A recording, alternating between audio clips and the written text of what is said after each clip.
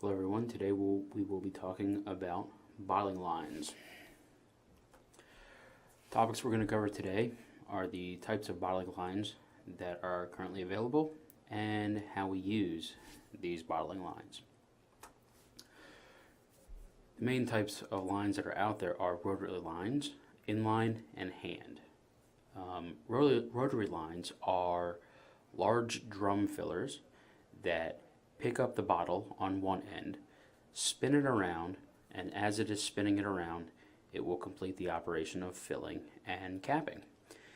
This is a video of a rotary bottle filler from Coppertail.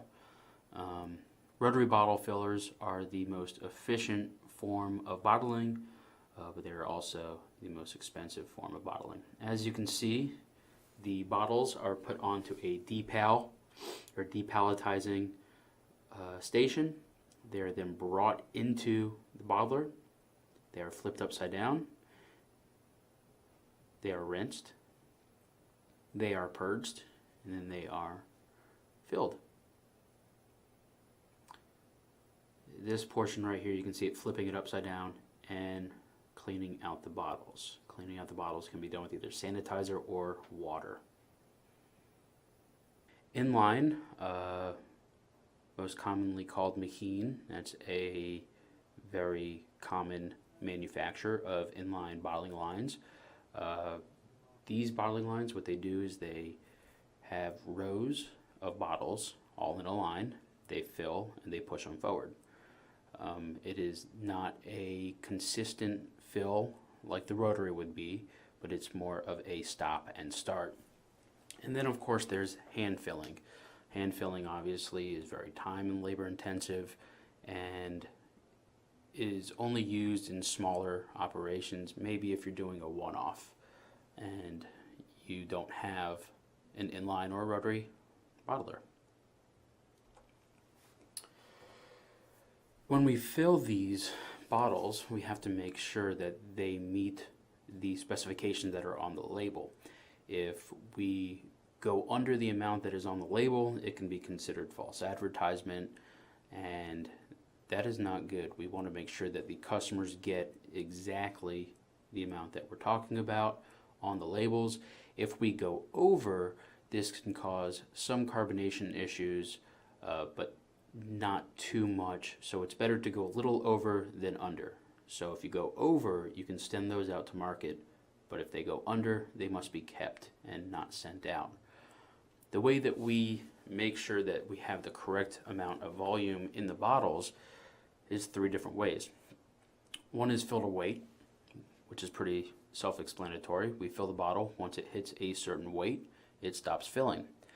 Fill to volume, what that means is there's a chamber that is filled up to a certain volume, or there's a flow meter, and it fills a certain volume of liquid in the bottles.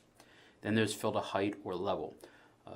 These have conductance meters or sensors in the bottling lines so that once the fill level gets up to a certain height, it stops filling and then it continues to the next one. Fill to level or height is the most common type of bottling line used, just because it's the easiest one to get done. Some important things to remember when you're bottling is if you fill too fast, you may cause agitation and then lose CO2. This could end up making the finished product taste flat. When they go to pour it into a glass, it may not have that nice foam that you want.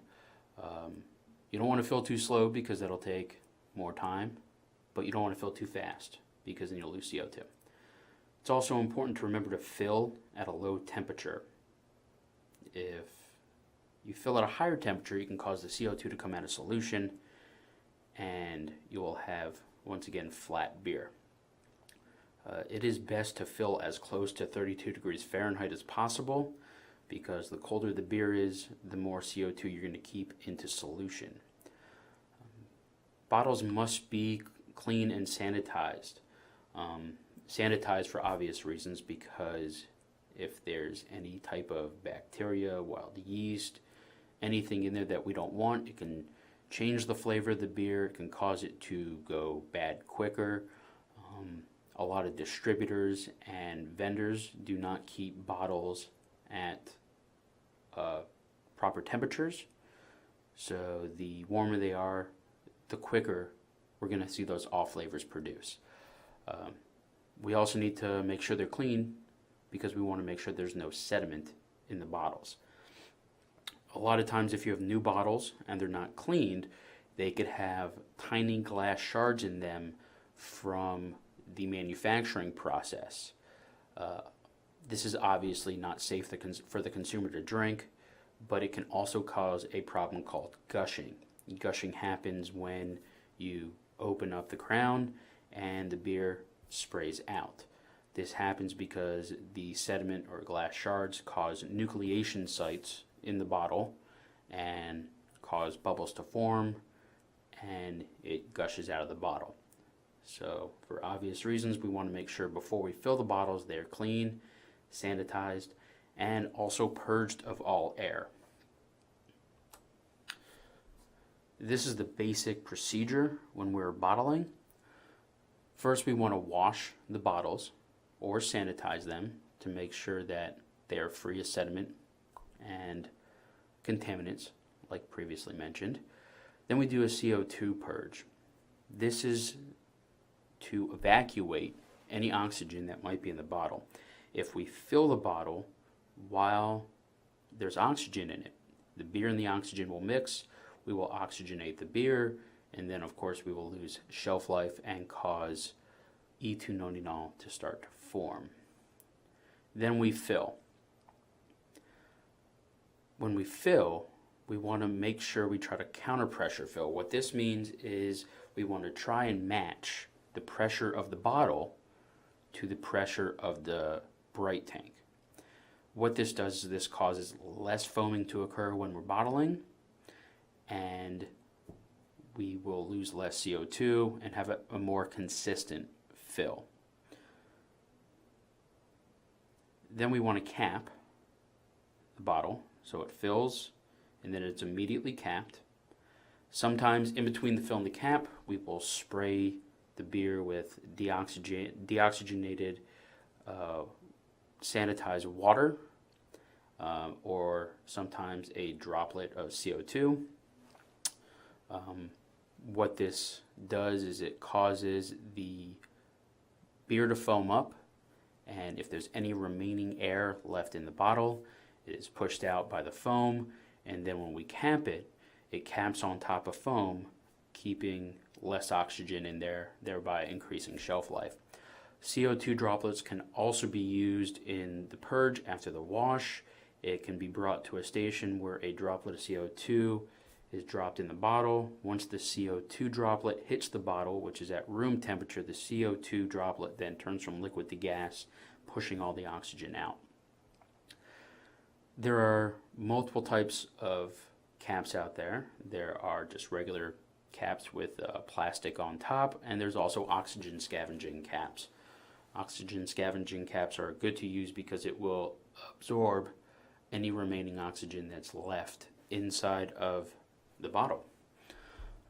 Also, when it comes to capping or crowning the beer, there are twist-off bottles, mainly used by the bigger breweries. These are good for convenience for the customer, but they also allow more oxygen to come into the bottle, thereby decreasing shelf life. After the bottle is capped or crowned, it is brought to a wash or tunnel pasteurization. A lot of microbrewers, actually I would say a vast majority of them, do not pasteurize their beer. Tunnel pasteurization is pasteurizing the beer in the package, in the bottle, after it has already been capped. This is a good way to pasteurize because then you do not need a sterile filler, and therefore you can use a cheaper filler. But then again, tunnel pasteurization takes up a lot of floor space, and it is also very energy intensive because you need hot water. After the bottle is washed, a label is applied. Sometimes, depending on the type of label you're using, sometimes it is put on before you wash. If it's a paper label with adhesive backing on it, it's usually put on after the wash. Then there's a fill level check. Now, the fill level checks can be done multiple ways. They can be as easy as dunking them into a bucket of water to see the fill level, or even just looking at it. They have measuring sticks where you can just mark a piece of paper or mark a ruler and put it behind the bottle to make sure that it's at the proper level. They can be weighed, they can be x-rayed, they can be checked on a camera system where each bottle passes by a camera and it's got a set fill level, and if it's below the fill level, then it rejects it. There's also one method where the crown is tapped and the sound waves are measured, and it can tell exactly if it's full or not from that. The most common one used in the large breweries is a camera to make sure it's at the proper level.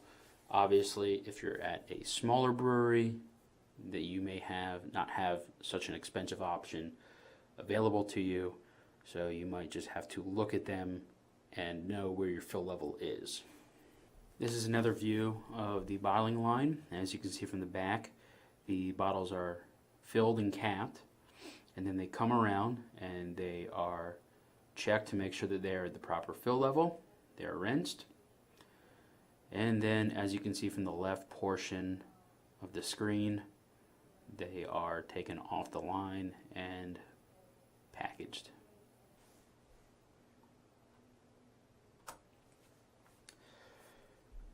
There are two types of fill tubes. What this means is, as the bottle is being filled, a tube is inserted in the bottle and then the beer is put through the tube. There are short fill and long fill tubes. What a short fill tube does is it runs the beer along the side of the bottle, filling it up that way. A long fill has a tube that goes almost all the way to the bottom of the beer, and it fills that way. The advantage of a short fill tube is you do not have such a long tube inside the bottle, and when you take out the tube, you're not losing as much volume in the bottle.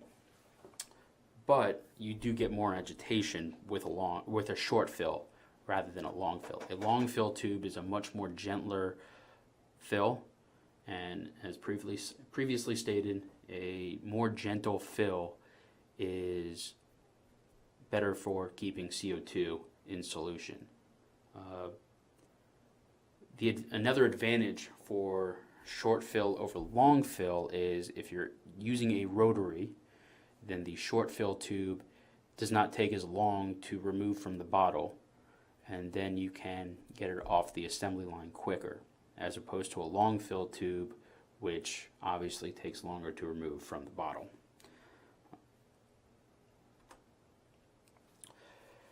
There is a debate, obviously these days, of bottles versus cans.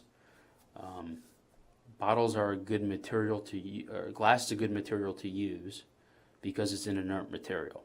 A lot of cans, they have to be, or all cans have to have some sort of lacquer on the inside or plastic lining on the inside to make sure the beer does not come in contact with the metal, because it will leach off the flavor. But because glass is inert, you don't have to worry about that.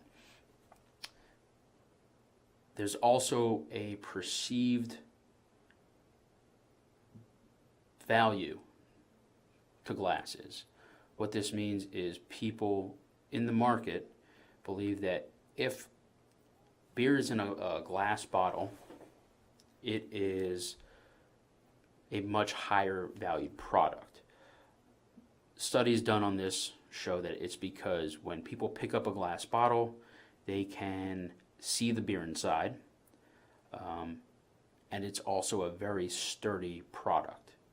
You can't crush it like you can a can. This is why a lot of breweries are hesitant to go to cans over bottles, because of the perceived marketing value.